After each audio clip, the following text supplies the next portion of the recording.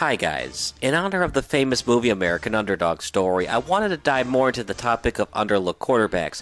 When the average fan thinks of the greatest quarterbacks of all time, they probably think of Tom Brady, Drew Brees, Joe Montana, Johnny Unitas, and Bart Starr. What did all those 5 signal callers have in common? They weren't drafted in the first round. Even more interesting, there are 10 quarterbacks who had very successful careers, and yet the scouts on professional football teams didn't want to draft them. You probably know the story of Kurt Warner, and if you didn't, the film American Underdog Story gave you a Cliff Notes summary of his rags to riches story. But there are many other stories that are similar to the former leader of the greatest show on turf. In fact, here's 10 underdog stories of quarterbacks who went against the odds and made it count at the professional level. If only those so-called draft scout experts had taken a chance on them in rounds 1 through 7. Number 10, Bobby Hebert. If you didn't grow up in Cajun country, you probably mispronounce his last name as Herbert or Hebert. That's fine, you're not the only one. His last name is actually pronounced Hebert, and his career prior to the Drew Brees era was quite possibly the best New Orleans Saint quarterback not named Archibald Manning. Actually, Hebert did something Manning never did, lead the once called Aints to the playoffs. He never won a postseason game, but he did lead the Saints to the postseason on 3 different occasions. And believe it or not, the Saints never made the playoffs prior to 1987. If he had played better in the postseason, more football fans of the Big Easy would remember his name. Instead, he's the guy who threw 7 interceptions in 3 playoff games. Still, there's a reason why Hebert was inducted into the Saints Hall of Fame. He was on the cover of a Sports Illustrated magazine during the 1991 regular season. Not too bad for a guy who graduated from a non-football powerhouse in Northwestern State. Number 9, Doug Flutie. If this was a video for the best Canadian Football League quarterback, you could make the case that Air Flutie was the best one CFL fans ever saw. He broke the CFL record by throwing for over 6,000 yards in a single season. He also has the CFL record with 48 single-season touchdown passes. He was a 3-time Grey Cup champion, 3-time Grey Cup MVP, and a 6-time CFL Most Outstanding Player. If he was only 3 inches taller, he might be in the Pro Football Hall of Fame. As it stands in football lore, Flutie's mere 5'9" stature precluded him from being drafted. Still, the Chicago Bears and New England Patriots gave him a shot at QB during the 1980s decade. The results were very mixed, so he decided to get some reps in the CFL. The Buffalo Bills had a need for quarterback in 1998, so they asked if Flutie wanted another shot in the NFL. He of course said yes, and Flutie mania began in Buffalo. When Todd Collins wasn't getting it done at QB, Flutie entered for Collins and had a shocking 8-3 record as the Bills' starting signal caller. The 1998 season continued in the playoffs, where Air Flutie made the Miami Dolphins defense look foolish. The former Heisman Trophy winner threw for 360 yards, but the Bills lost on Wild Card weekend. The 1999 season was a career best for Flutie, as the Bills went 10-5 with him as the starting quarterback. Had he played in the wild card game against Tennessee, the Music City Miracle might not have happened, meaning the Bills would have never been in that spot if Flutie was the starting QB. But Wade Phillips decided to start Rob Johnson over Flutie, tormenting Bills fans for what could have happened that postseason. Flutie still prevailed in his later years. He has the most rushing yards in NFL history after turning 40 years old. He even drop-kicked an extra point during his last year in the NFL. Flutie might not have been a franchise quarterback, but he proved that he deserved to be in the NFL, much more than the quarterbacks drafted ahead of him. Number 8, Eric Kramer. I'll give you $10 if you can name who was the last Detroit Lions quarterback to win a playoff game. Give up? No, it wasn't Matthew Stafford. It was William Eric Kramer. Kramer's best years were definitely in Chicago, as the former NC State QB still has the most single-season passing yards in Bears history. But before he came to Chicago, Kramer had the interesting distinction as the last Lions quarterback to give Detroit something to cheer about in the month of January. Since Kramer left for Chicago, the Lions have never won in the playoffs. In fact, Detroit hasn't won a division title since Kramer departed via free agency. The former undrafted quarterback went on to record the most TD passes in Bears single-season history. His postseason numbers aren't too shabby: 6 TD passes, 3 picks, and his completion percentage never went below 67%. Kramer took the snaps in 4 postseason games and had 3 starts. It just shows you that while Stafford put up some great numbers in Detroit, an undrafted QB in Kramer could also get the job done. Number 7, Dave Krieg. Before the glory years of Russell Wilson and Matt Hasselbeck, the Seahawks were one of those close but no cigar teams. Seattle just could never get over the hump and make it to Super Bowl Sunday, but they sure were fun to watch, with Steve Largent at wide receiver and Dave Krieg at quarterback. Craig's journey to the NFL is absolutely remarkable. He didn't even attend a Division II school. He was a student-athlete at the now-defunct NAIA school in Milton College. In fact, Craig wasn't even highly touted coming out of high school, as he originally entered Milton College as the 7th-string quarterback on the depth chart. The number 7 turned out to be important for Craig.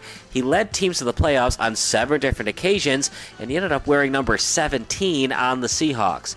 A 3-time Pro Bowler, Mudbone Craig once led the Seahawks in 31 different career and single-season passing categories prior to his retirement.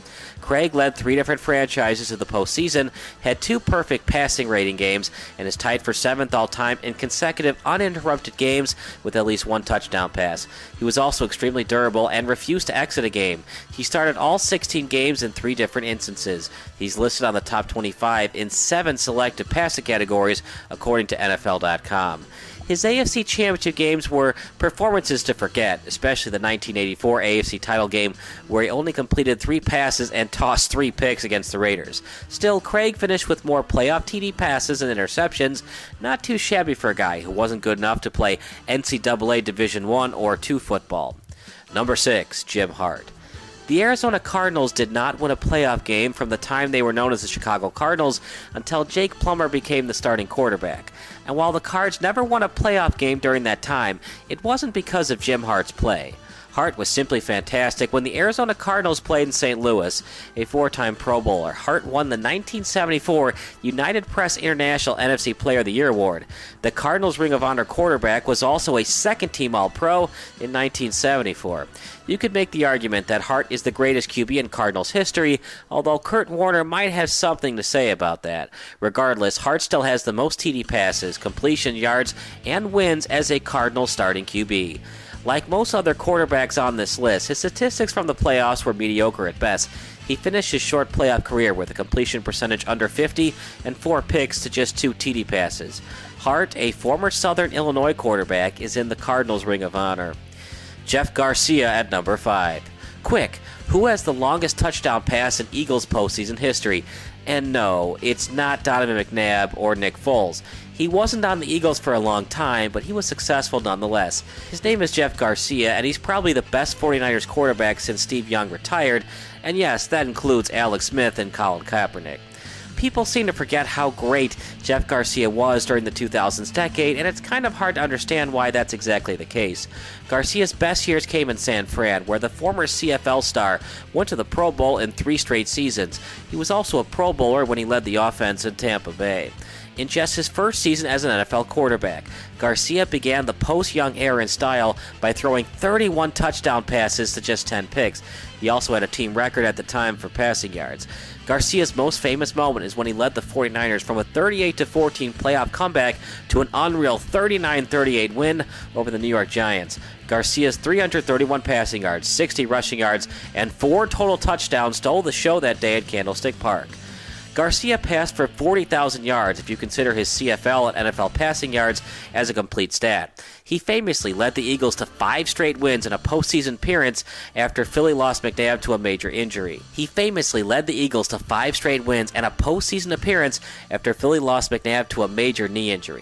Incredibly, Garcia tied the record with a 99-yard touchdown pass during the 2004 season as a Cleveland Browns starting quarterback. Garcia never had the postseason success that Kaepernick and Smith had in San Francisco, but he still should never be forgotten. Number 4, Jake Delhomme. Delhomme is higher than Garcia on this list due to his postseason success. Cam Newton was more talented than Delhomme, but Delhomme went to more NFC Championship games. Newton's playoff success was very limited outside of his 2015 MVP campaign. The former NFL Europe player was actually Kurt Warner's backup to the Amsterdam Admirals. Warner's impressive maturity rubbed off on Delhomme, helping the former University of Louisiana at Lafayette star become a fixture in the National Football League. After graduating from UL Lafayette, the local New Orleans Saints decided to give him a shot. However, then Saints head coach Jim Haslett liked Aaron Brooks and Jeff Blake more than Delhomme on the depth chart. It turned out to be a huge mistake as John Fox and the Panthers snatched him up in free agency, and the rest they say is history. Delhomme's Panthers famously played in Super Bowl 38, where the former Ragin' Cajun heaved an 85-yard TD pass to Muhsin Muhammad. It's still the longest TD pass in Super Bowl history. Delhomme was excellent that day, and he probably would have been Super Bowl MVP had the Panthers won in regulation or overtime. Delhomme had 3 touchdown passes on the day, but his completion percentage was notably quite mediocre at 16 of 33. Still, Delhomme led the Panthers to another NFC Championship game in 2005 after shutting out the Giants and winning another road playoff game against the upstart Chicago Bears. But, as was the case in later years, Delhomme threw 3 picks against the Seahawks to fall 1 game short of a Super Bowl do-over. Delhomme's 6 turnovers against the Arizona Cardinals during the 2008 divisional round was the final postseason nail in his coffin, with 5 of those turnovers being interceptions. He fell off a cliff after the 2008 postseason debacle against Arizona. Delhomme lost his starting job following the 2009 season, but he still showed signs of the old daylight come when you got a Delhomme magic as a backup QB with the Houston Texans. After T.J. Yates bruised his right shoulder, Delhomme entered the 2011 Week 17 matchup against the Titans and threw for 211 yards on 18 completions and a touchdown pass. However, similar to his former turnover ways, Delhomme botched the snap and couldn't convert the potential game-winning 2-point conversion. It was his last game as an NFL quarterback, as Delhomme decided to retire instead of ending his career as a career backup signal caller. The turnovers were always part of Delhomme's resume, but he still led the Panthers to 2 NFC Championship games and almost won the Super Bowl. If not for John Casey's terrible kick with the score tied at 29 late in the ballgame, Delhomme could have been Super Bowl MVP. Instead, he's most likely the best QB in Panthers franchise history, and let's just remember this game-ending pass he threw to beat the San Diego Chargers. Number 3, Tony Romo. Romo would probably be higher on this list if he didn't have to compete against Warren Moon and Kurt Warner. Still, Romo became one of the greatest quarterbacks in Cowboys history, and that's saying a lot when you consider how many Super Bowl titles America's team won with Roger Staubach and Troy Aikman under center. Until Dak Prescott breaks his records, Romo has several Cowboys team records in terms of passing touchdowns, most games with at least 300 passing yards, and passing yards in general. He also had the highest fourth quarter passing rating out of any eligible quarterback from 2006 to 2013. A 4-time Pro Bowler, the former Eastern Illinois product led the league in passer rating and completion percentage during the 2014 season. However, he somehow lost the MVP trophy to Aaron Rodgers, a great humanitarian for the game. Romo won the 2002 Walter Payton Award. Romo almost played college basketball as NCAA mid-major schools like Wisconsin Green Bay recognized his talent on the hard court. He exited Burlington High School as the all-time leading scorer for boys basketball. However, he probably made the right decision to play college football as Romo was a second-team All-Pro during the 2014 season and was probably robbed of a chance of playing the Super Bowl during the divisional playoffs against Green Bay. Des Bryant clearly caught the ball on 4th down. However, at the time, NFL officials wanted receivers to finish the catch towards the ground. It was controversial to be sure, and this was the closest Romo ever got to playing in the Super Bowl. Would the Cowboys have won on the road the next week against the Legion of Boom defense? It's possible, since Rodgers and the Packers had the Seahawks on the ropes before they blew it. The Cowboys almost cut Romo from the Cowboys roster early on in his career, but they made a spot for him after Quincy Carter was released following allegations of substance abuse. During the 2006 offseason, then Saints head coach Sean Payton wanted to trade for Romo, but Jerry Jones wanted no less than a second-round pick in the trade. Like most quarterbacks on this list, Romo never played on Super Bowl Sunday, but his playoff numbers are actually quite good. 8 touchdown passes, 2 interceptions, and he didn't throw a single pick during the 2014 playoffs. He might have taken too many sacks, though, as he averaged over 5 sacks per game in 4 playoff games from 2009 to 2014. Is Romo a Hall of Famer? Nah, probably not, but he still deserves more respect as one of the all-time great Cowboys quarterbacks. Number 2, Warren Moon. If not for stupid scouting and racism, Warren Moon could have been the greatest NFL quarterback if he played during his early 20s, and no, that's not being facetious. At the time he was draft eligible, there were very dumb opinions that African Americans couldn't handle the playbook and couldn't lead a locker room. Their dual threat way of playing wasn't how quarterbacks should play the position. Quarterbacks need to be wide and stay in the pocket. Quarterbacks should be wide and come from all-American families. Blah, blah, blah. It was the same lame crap that Doug Williams had to deal with during his career. Moon refused to change positions, and he decided that if the NFL didn't want him, he'd take his talents to Canada. He won the Grey Cup 5 times from 1978 to 1982 and was twice the Grey Cup MVP. Incredibly, it took the NFL 6 years before a team finally gave Moon a shot at quarterback. After throwing for a franchise record 3,338 passing yards as a rookie, Moon eventually led the Houston Oilers to their first winning season in 7 years during the strike-marred 1987 campaign, and he won his first ever postseason game that year. You probably know of Moon's passing accomplishments by now, so I won't go into them too much. Moon eventually became the highest paid player in the league, and he joined Dan Fouts and Dan Marino as the only quarterbacks at the time to throw for 40,000 yards in a season.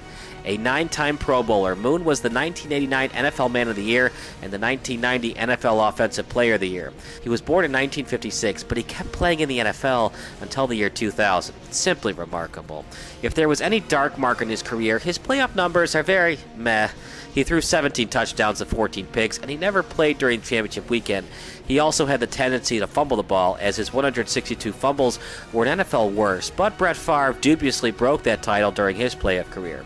It's still confusing why NFL teams didn't want to draft Moon, considering that he was the Rose Bowl MVP just months before the draft. Just imagine what Moon's numbers would be like if he played in the NFL from 1978 to 1983 during his early 20s. He was never a first-team All-Pro, but he still led the league in touchdown passes in 1990. Moon dealt with adversity all his life. He had to first attend community college due to racist tendencies at the quarterback position, and not a lot of colleges wanted him to transfer outside of the University of Washington. We've come a long way since the 1970s, but it's still important to remember that dumb racism cost Moon 6 years in the National Football League. And number 1, of course, Kurt Warner.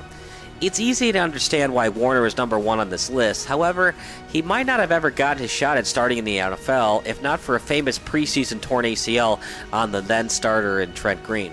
Some NFL fans wonder why it took Warner so long to become a fixture in the league. Well, he could have been a bear if not for an infamous bug bite.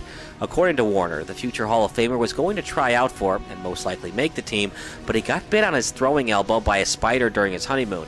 The bite caused the elbow to swell to the size of a grapefruit. The Bears decided to cancel his tryout, and they never allowed him to reschedule. It's more complicated than that, since Warner kept rescheduling previous tryouts due to his upcoming wedding and honeymoon, but just imagine where the Bears would have been with Warner under center during the 90s and 2000s. You probably know the story of Warner by now. The future Hall of Famer was the third-string quarterback on the depth chart at the University of Northern Iowa until his senior year of college. While he won the Gateway Conference Offensive Player of the Year award, he wasn't getting much recognition at the 1AA level. Unlike Walter Payton and Jerry Rice, who played lower-level Division I football, the scouts just didn't think Warner's game at UNI would transition well into the next level. And boy, were they wrong. Warner became the first quarterback to throw 3 touchdown passes in his first 3 NFL starts, and he ended up winning 2 MVP trophies. He was also a Super Bowl MVP, and if Adam Vinatieri had missed that famous kick, he could have been in consideration for another Super Bowl MVP award had the Rams won in overtime. Also, Warner is the last player to win MVP and Super Bowl MVP in the same year. Warner's St. Louis Rams had 3 straight seasons of 500 or more points with him under center, and he dominated pretty much all of the league's passing categories from 1999 to 2001. As injuries and fumble problems continued to hamper Warner from 2002 to 2004, it seemed like his Cinderella story was over. But Arizona gave him a third chance, and he made the most of it by leading the Cardinals to their first ever NFC Championship game and Super Bowl appearances. The first couple of years saw Warner mostly as a spot starter, but Warner became the Warner of old by throwing 27 touchdown passes during the 2007 season.